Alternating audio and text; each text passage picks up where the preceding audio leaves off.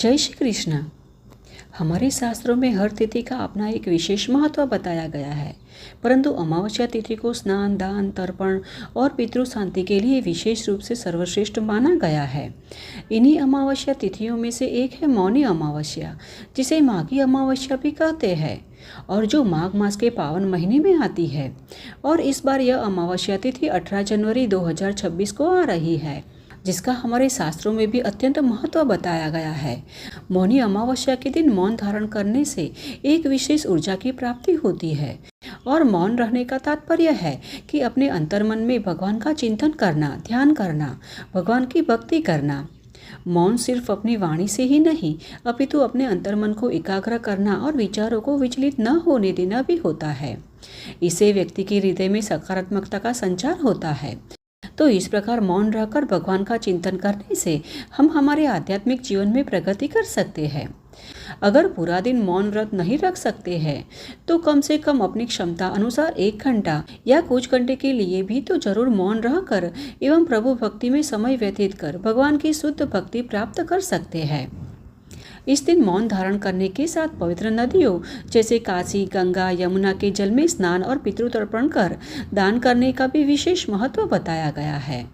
अतः इस दिन तिल, तेल, गर्म कपड़े, सूखी लकड़ियाँ, कंबल, जूते, भोजन सामग्री इत्यादि जरूरतमंदों को दान देना चाहिए, जिससे हमारे पुण्य फल में वृद्धि होती है और हमारे पितृ भी संतुष्ट होते हैं। तो आइए आज के मौनी अमावस्या के पावन दिन इसी उपलक्ष्य में एक पौराणिक कथा का श्रवण करते हैं। यह कथा है परम पवित्र मोक्ष प्रदाता काशी धाम की उत्पत्ति की, जिसका वर्णन स्वयं महादेव जी ने किया है। तो आइए आज की मौनी अमावस्या कथा का आरंभ करते हैं। एक समय अगस्त्य जी ने भगवान स्कंद से पूछा कि हे प्रभु, यह अमुक्त क्षेत्र इस पृथ्वी पर कब से प्रसिद्ध हुआ और इसे मोक्ष प्रदान करने की उपलब्धि कैसे प्राप्त हुई। तब स्कंद जी ने कहा कि हे मुने, मेरे पिता महादेव जी ने इसी प्रश्न का उत्तर माता पार्वती को इस प्रकार दिया था। जब प्रलय काल के दरमियान सभी पशु और जीव नष्ट हो गए थे और चारों ओर अंधकार छा गया था, न सूर्य था, न चंद्रमा, न ग्रह, न तारे, न दिन और न रात आदि कुछ शेष नहीं बचा था, मात्र वही सत्य स्वरूप ब्रह्म ही शेष रहा, जिसे श्रुति एक मेवा द्वितीयम कहते हैं। यह मन और वाणी के विषय नहीं, उसका न नाम है न रूप, वह सत्य, ज्ञान, अनंत, आनंदमय और परम प्रकाशमान है। उसकी कोई सीमा नहीं है, वह आधारहीन, अपरिवर्तनशील और निराकार है। निर्गुण, योगी गम, सर्वव्यापी, एकमात्र कारण, शाश्वत, कर्मों के आरंभ से रहित, माया से परे और विपत्तियों से मुक्त है। ऐसे विश्लेषणों से सुशोभित परमात्मा कल्प के अंत में अकेले ही थे। अब कल्प के आरंभ में ही उन्होंने मन में यह संकल्प लिया कि मैं 1 से 2 बनूं। अतः निराकार होते हुए भी उन्होंने अपने क्रीड़ा भाव से भौतिक रूप धारण किया। यह द्वितीय रूप जो परम प्रभु की इच्छा से प्रकट हुआ, ऐश्वर्य, सर्वज्ञता, शुभता, सर्वव्यापकता, सर्वदर्शी, साक्षी, सृष्टिकर्ता और सभी के द्वारा पूजनीय एकमात्र स्वरूप के सभी गुणों से युक्त था। महादेव जी कहते हैं कि हे प्रिय, मैं उस निराकार परब्रह्म का वही रूप हूँ। प्राचीन और आधुनिक विज्ञान मुझे ईश्वर कहते हैं। अब इसके बाद भौतिक रूप में प्रकट होने के बाद भी मैं अपनी इच्छा से अकेले ही विचरण करता रहा। फिर मैंने अपने ही रूप में आपके स्वरूप को प्रकट किया, जो मेरे शरीर से कभी विमुख नहीं होता। आप ही माया का सार, स्वरूप और गुण है। आपको ही बुद्धि तत्व की जननी और निर्विकार कहा जाता है। फिर उसी समय मुझ काल स्वरूप आदि पुरुष ने आपको काशी क्षेत्र और उसकी शक्ति का दर्शन करवाया।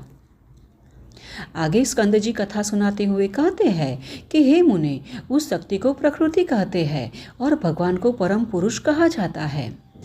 फिर वे दोनों परम आनंद की अवस्था में उस आनंदमय काशी क्षेत्र में आनंद लेने लगे। वह क्षेत्र 5 कोसों में फैला हुआ है। हे मुने, प्रलय के समय भी दोनों शिव पार्वती ने उस क्षेत्र को नहीं छोड़ा, इसीलिए इसे अविमुक्त क्षेत्र कहा जाता है। जब यह भूमंडल नहीं होता और जब जल की सत्ता भी नहीं रहती, तब जगदीश्वर शिव ने अपने निवास के लिए इस क्षेत्र की रचना की थी। काशी क्षेत्र का यह रहस्य कोई नहीं जानता।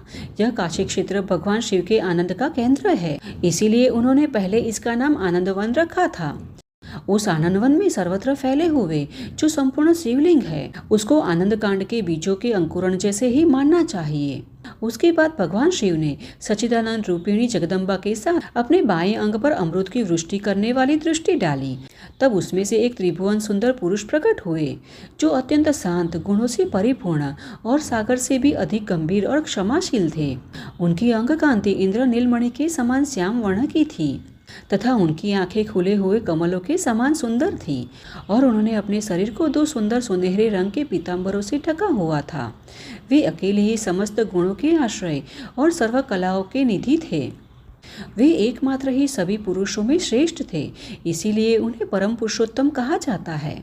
तब उस महान पुरुष को महान वैभव से सुशोभित देखकर महादेव जी ने कहा कि हे अच्युत, आप महाविष्णु हैं। आपके निश्वास से वेद प्रकट होंगे और आप उनसे सब कुछ जान लेंगे। यह कहकर भगवान शिव शिवानी के साथ फिर से आनंद कांड में प्रवेश कर गए।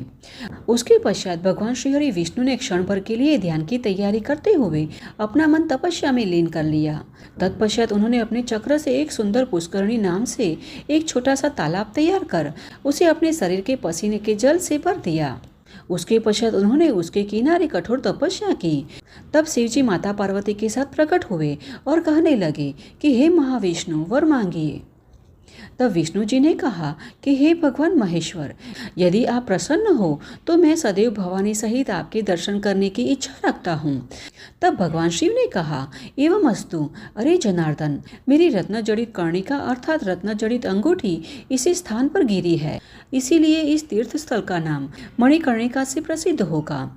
अब शिव जी की बात सुनकर श्रीहरि विष्णु ने कहा, भगवान, यहाँ मुक्तामय कुंडल गिरने के कारण यह उत्तम तीर्थ मुक्ति का प्रधान क्षेत्र बन जाता है।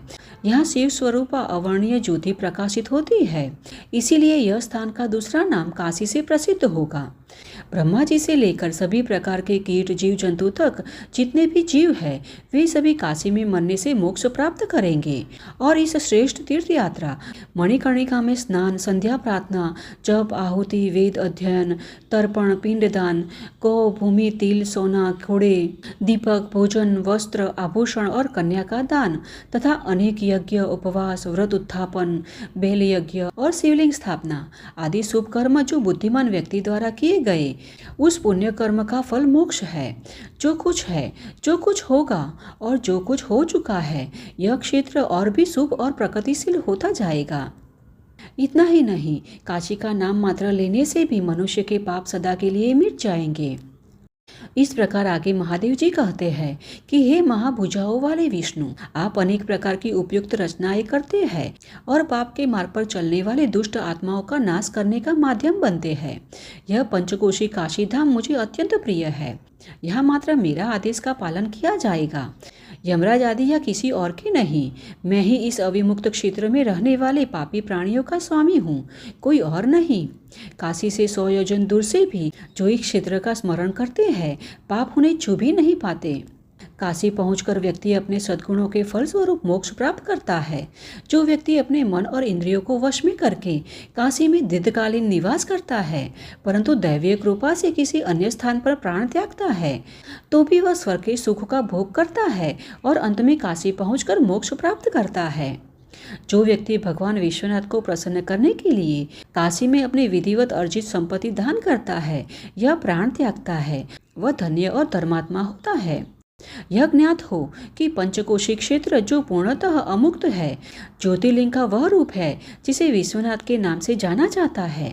जिस प्रकार 100 मंडल आकाश के एक ही भाग में स्थित होने पर भी सभी को दिखाई देता है, इसी प्रकार विश्वनाथ यद्यपि केवल काशी में स्थित है, सर्वव्यापी है और इसीलिए हर जगह उपलब्ध है। यहाँ तक कि वह व्यक्ति जो इस क्षेत्र की महिमा से अभिज्ञ है, जो पूरी तरह से आस्थाहीन है, यदि समय अनुसार काशी में प्रवेश करता है तो वह भी पाप मुक्त हो जाता है, और यदि उसकी मृत्यु यही होती है तो उसे भी मोक्ष प्राप्त होता है। यहाँ तक कि यदि कोई व्यक्ति पाप करने के बाद काशी में मरता है तो वह पहले रुद्र पिशाच होकर पुनः मुक्ति को प्राप्त हो जाता है। इस शरीर को नाशवत समझते हुए और गर्भवास के कष्टों को याद करते हुए धन संपन्न राज्य का भी त्याग कर काशी में आनंद लेना चाहता है। और मैं अभी युवान हूँ, अभी तो मृत्यु से पहले मेरे पास बहुत समय है, ऐसा कभी सोचना नहीं चाहिए। वृद्धावस्था से पहले ही अपने पुराने झोपड़ीनुमा घर को छोड़कर शंकर जी की नगरी काशी की यात्रा कर लेनी चाहिए। तो इस प्रकार भगवान शिव ने काशी की महात्म्य का वर्णन किया है, जिसका हमने आज श्रवण किया। और हमें आशा है कि यह कथा आपको अच्छी लगी होगी, तो इसे अधिक से अधिक लोगों में भी शेयर कीजिएगा, जिससे कि वे भी कथा का श्रवण कर पुण्य फल की प्राप्ति कर सके। और ऐसे ही वैदिक और प्रमाणभूत कथाओं का श्रवण करने हेतु अभी तक आपने इस चैनल को सब्सक्राइब नहीं किया है तो कृपया कर लीजिएगा और नोटिफिकेशन बटन को भी ऑन रखिएगा, जिससे कि हमारे द्वारा आने वाली सभी नई कथाएं आप बिना किसी रुकावट के सुन सके। तो आइए ऐसी ही वैदिक और प्रमाणभूत कथाओं के साथ फिर से मिलते हैं। तब तक के लिए जय श्री कृष्णा।